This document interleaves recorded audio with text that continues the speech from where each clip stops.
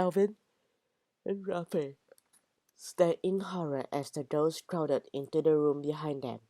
Someone stood the professor, gasped, wailing, clutching Alvin's arm.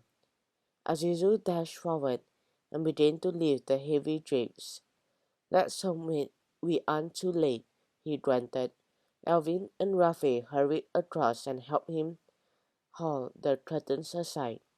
When they looked down on the body of Professor Julius Jung, his anguished face was pale, his skin the color of death. A blood a trickle of blood ran down one cheek from a cut on his domed skull. Suddenly he stirred, his eyes blinked open and he groaned. Raphael turned to Mas. "Can you find some water?" he asked urgently. "He's still alive." As Mas sprinted from the room, the boys lifted the wounded professor into his chair. His eyes gradually focused on them. His mouth sagged open, and he lifted a hand to his forehead. Sinchita dug in her bag for tissues. "What happened, Professor Jung?" Alvin wanted to know. The old man cast a dazed look around the room. "I was working," he began. "Then I heard a noise, and somebody hit me on the head." He pressed a tissue against a cut to stem the flow of blood. "Did you see who it was?" Raphael questioned. The professor shook his head quickly. "It all happened so quickly," he murmured nervously. "But why would somebody knock you out and search your house?" demanded Azizu. "I have no idea," Jung groaned. "Maybe it was the same person who stole the eagle," Alvin wondered out loud. The old man shrugged, and he sounded irritated. "But if they stole the eagle, why would they come back?" He tried to stand up, but fell back into the chair. The little muscle in Wailing's cheek was twitching. "Professor, you must have some idea who did this," she demanded suspiciously. "I mean, they were what were they looking for?" The professor glared at her. "Stop pestering me with all these questions," he complained. Suddenly a familiar voice boomed from the doorway. "Alvin, what are you doing here?" Everyone spun round to find Sergeant Sue and two uniformed officers striding into the study. The sergeant's hair seemed sprinkled with even more gray than the last time they had seen him. The professor jabbed an accusing finger at Alvin. "I told you I didn't want the police coming here." Sergeant Sue raised an eyebrow. "One of your neighbors rang us, sir. He reported hearing screams." He stared at the old man.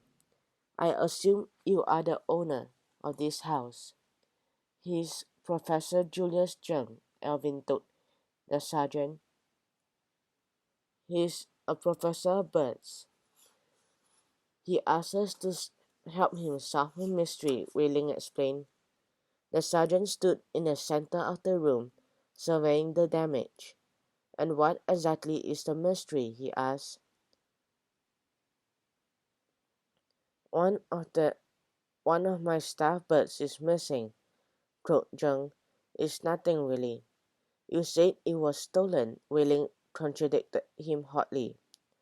"What kind of bird was it?" demanded Sergeant Sue, his hands planted on his hips. "It was an American bald eagle," Sinchita told him, and held up the sketch she had made in the library. The sergeant glanced at it curiously. "Was it valuable, Professor Jung?" "Only to me," the professor gave an exasperated sigh. "Sentimental value. That doesn't explain why someone would come into your house and turn it upside down," Sergeant Sue growled. "And what happened to your head? Did someone assault you?" It was just a bump, the old man snapped. I'm feeling much better. Professor Zhang, Alvin asked, do you know anyone who owns a black motorbike? The professor shot him a guarded look. Why? Just as we arrived, we saw someone speeding away on one, Rafe told him, but we couldn't see his face. Sergeant Su, Sergeant Su called an order to one of his men who hurried from the room.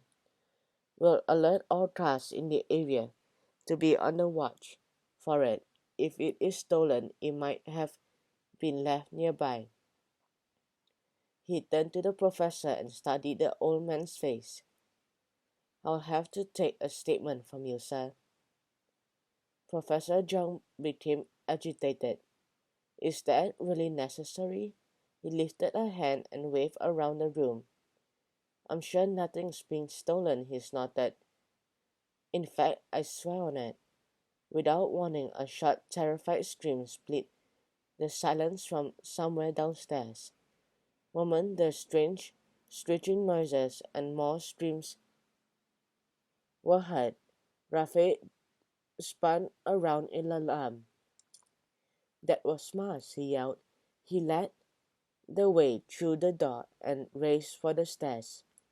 He pounded down the staircase with Alvin, Azizu, and Sergeant Sue hot on his heels. The other policemen had been told to keep watch on the professor. Wailing and Cinchita stayed with him. The screams were coming from the back of the house, and Rafe plunged into the shadowy corridor. Mars had gone downstairs in search for the kitchen. The professor had looked pale and anxious, and she wondered who had come to this rambling house and attacked him. Mars hated old houses. She liked new houses with lots of glass and open space. She moved cautiously along the eerie corridor, opening one door after another until she finally found another mysterious passageway. She wandered through a maze of rooms, unaware of Sergeant Sue's arrival. At last she discovered a darkening dining room, lit only by moonlight slanting through the window. She shuddered and hurried across to a door in the corner. Well, she told herself, the kitchen can't be far from the dining room. She opened the door, stepped inside, and felt around for the light switch. She flicked it on and froze. Something was wrong. Blinding spotlight beamed down on her. Later, the air was filled with urgent beating, flapping sounds. Mars looked up and screamed. She was in a huge glass aviary. The bright lights had wakened the dozens of birds inside. The air was filled with a rush of wings as they swooped and dived in panic. Mars shrieked in terror as the screeching birds descended on her, while wings brushed against her skin. Sharp beaks pierced the air near her face. She waved her arms desperately, trying to protect her eyes. Her scream was drowned by furious squawks as birds of every size and color wheeled and circled around her. She sank to her knees, covering her head with her arms, crying for help.